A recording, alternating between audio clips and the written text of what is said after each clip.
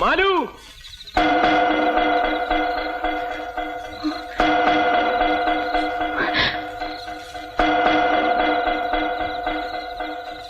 ഇറങ്ങി വാ മാലു.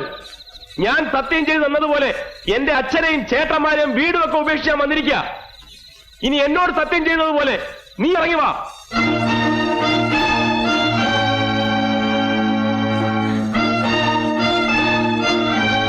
ആരത്? ആ 500 മോൻ രാമഭദ്രൻ.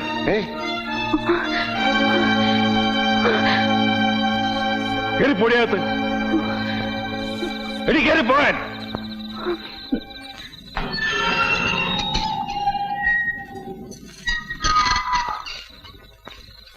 ഇതിനകത്ത് എങ്ങനെ നീ കാലുകുത്തിയുണ്ടല്ലോ, പിന്നെ നേരെ ചൊവ്വേ ഇവിടുന്ന് പോവില്ല.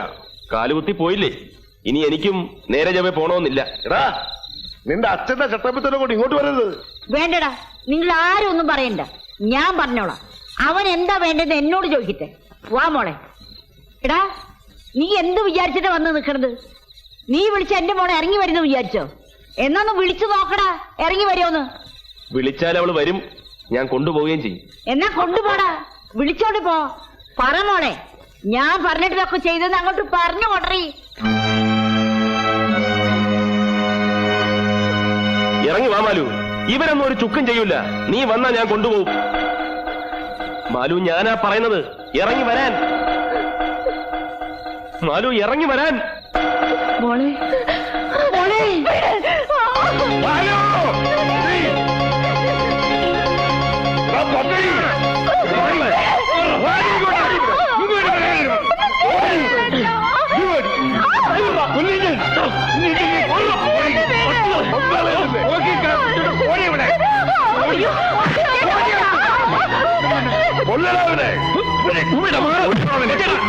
എന്ത് കാണിക്കുന്നത്? ഇങ്ങോട്ട് മാറാം. കൊച്ചേട്ടാ, ഞാനാ പറയുന്നത്.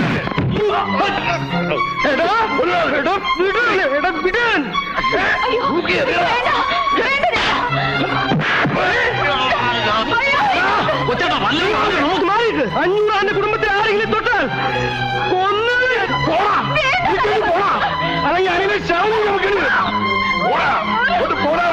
ഞാൻ വരുവടാ, ഇനിയും വരുവടാ. അവളെ എവിടെ കൊണ്ടുപോയി ഒളിപ്പിച്ചാലും ഞാൻ വന്ന് കൊണ്ടുപോകണോ?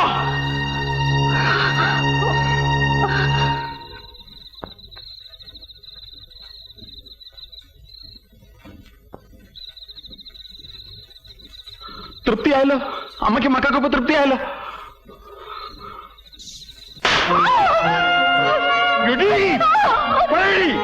ഇനി നീ പോകൂ. രാമഭദ്രൻ വന്ന് വിളിച്ച ഞാൻ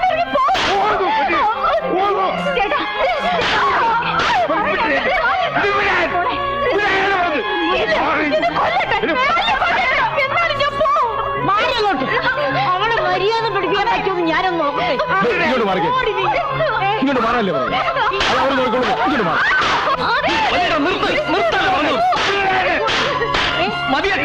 ഹലോ, നീ അകത്തോ? നിങ്ങൾ മാറാല്ലേ? അവളെ തല്ലി ചതയ്ക്കാനോ? മാറാൻ പറയാനോട് മാറാം. തൊട്ടുപോലെ തന്നെ എന്താ ഇത്? ചേട്ടനെ വിട്, മാറിക്കോട്ടെ. നിങ്ങൾക്ക് തണ്ടു നടി ഉണ്ടെങ്കിൽ അടക്കി നിർത്തണ്ട, ഒതുക്കി നിർത്തണ്ട ഇവളെയല്ല, ഈ അമ്മയാണ്. ഈ അമ്മ ഒറ്റൊരുത്തി അതിനൊക്കെ കാരണക്കാരി.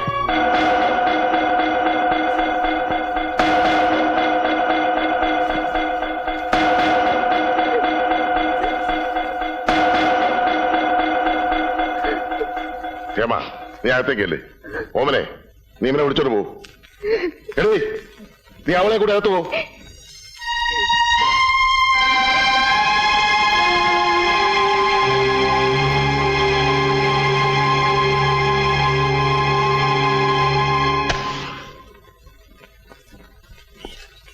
വീരൻ നിങ്ങളെ തടഞ്ഞതിൽ ഒരു തെറ്റുമില്ല.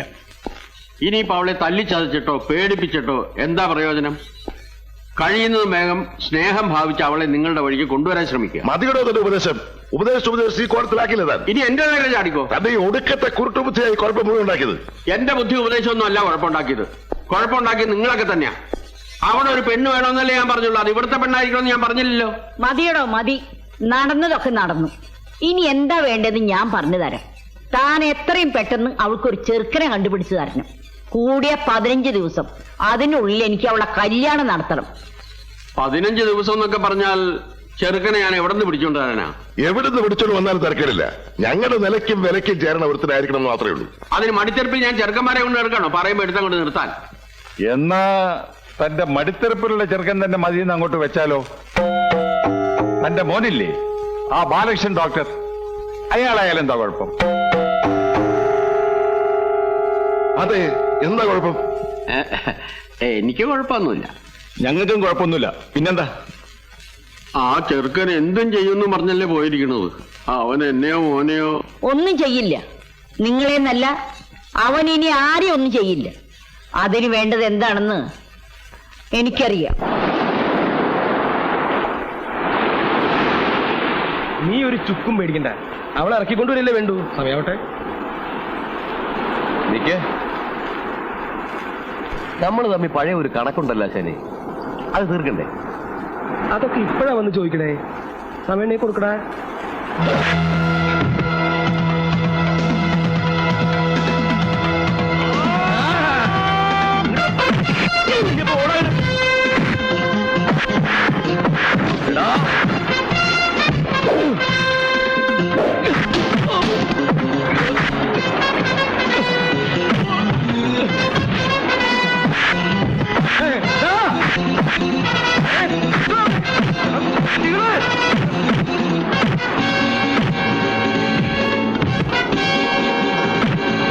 ബാലരാമേട്ടാ, നിങ്ങളുടെ അനിയന്മാരെ കടപ്പുറത്തിട്ട് പട്ടിയെ തള്ളണമെന്ന് തള്ളു. വേഗം ചെന്നിലെ അവന്മാരെ കൊന്ന് കടലിലെറിയും.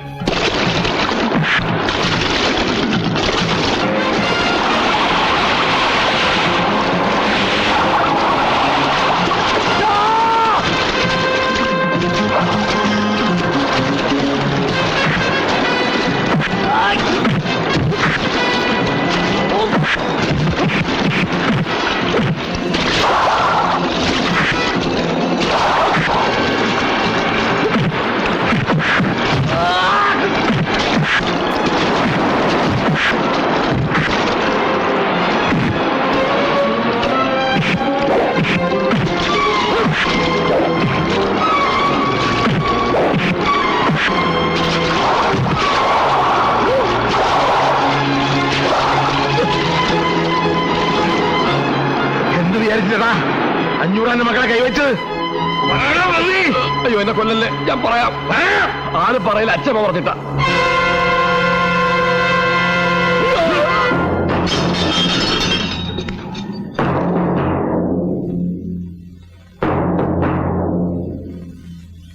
എന്റെ അനുജന്മാരെ തല്ലിക്കുമല്ലേ?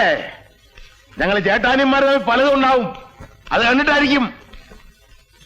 ഇനി എന്റെ അനുജന്മാരുടെ ദേഹത്തെങ്ങാനും ഒരു തരി മണ്ണ് നുള്ളിട്ടാണുണ്ടല്ലോ തള്ളേ, ഈ നിൽക്കുന്നവന്മാരുടെ കാര്യത്തിന് മുകളിൽ തലയുണ്ടാവില്ല. അതിന് ഞങ്ങൾക്ക് റൗഡികളുടെ ആവശ്യമൊന്നുമില്ല, നേരിട്ട് വന്ന് ചെയ്യും. ബാലരാമനാ പറയുന്നു. സംശയമുണ്ടോടാ പട്ടികളെ?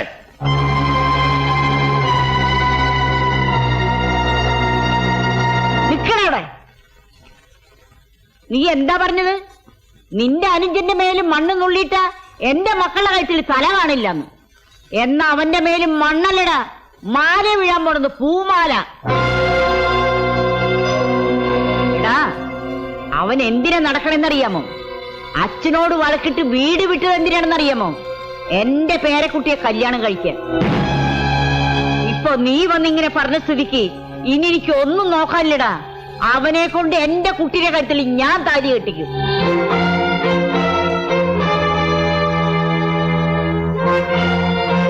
സ്വന്തം മകന് 500 നടത്തി കൊടുക്കാത്ത കല്യാണം ഈ അച്ഛൻ നിന്ന് നടത്തി കൊടുക്കടാ. എന്ന് പറയണ നിന്റെ അച്ഛനോട്. പറ്റുകിൽ വന്ന് തടയാൻ പറയണ നിന്റെ അച്ഛനോട്.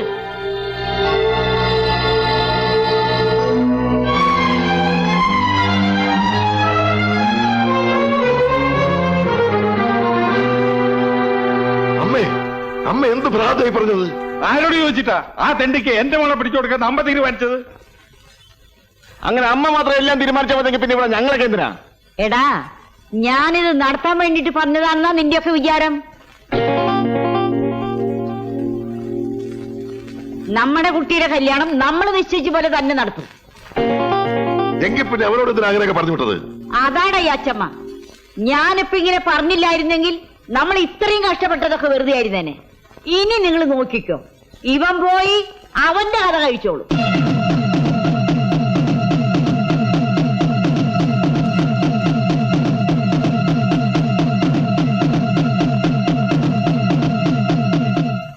അവനെ ജീവനോടെ കൊണ്ടുവരണോ കൊന്നു കൊണ്ടുവരണോ?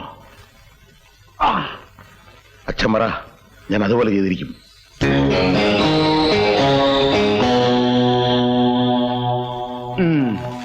അങ്ങനെ പട മേടിച്ച് പന്തളത്തിൽ നിന്നപ്പോ അവിടെ ഒരു പ്രശ്നമില്ല. അത് നിന്റെ ലക്ക്.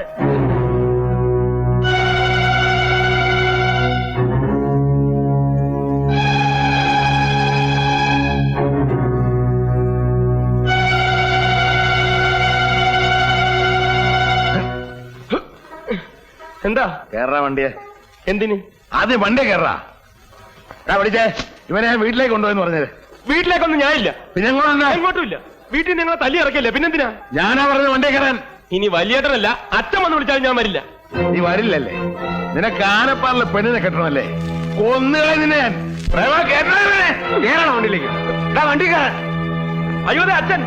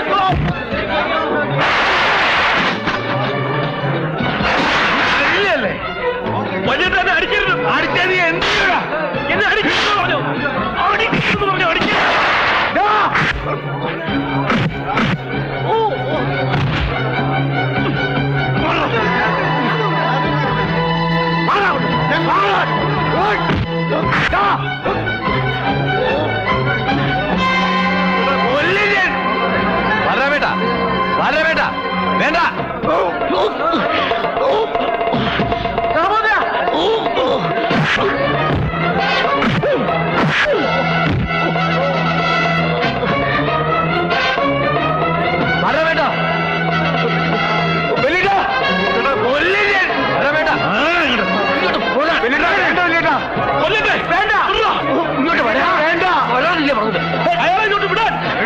എന്താ പാടാമേട്ടത്? അനിയനല്ലേ? എനിക്കിങ്ങനെ അനിയനില്ല. 500 കുടുംബത്തിൽ ഇങ്ങനെ ഇല്ല. അയാൾ അങ്ങോട്ട് വിടാൻ. എന്നെ കൊല്ലട്ടെ. വേണ്ട, അവരെ വിട്ടേക്ക്. വലിയ 500 ആനാണ് പോലും. 500 ആൻ.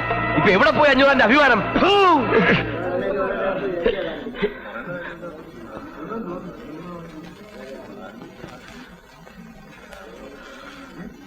വഴി കിടന്ന് തെരുവ് പട്ടികളെ പോലെ തമ്മിലടിച്ച് ചാകാനാണ് 500 ആന്റെ മക്കളുടെ വിധിയെങ്കിൽ ആയിക്കോ, എന്ത് വേണമെങ്കിലും ആയിക്കോ. ഛേ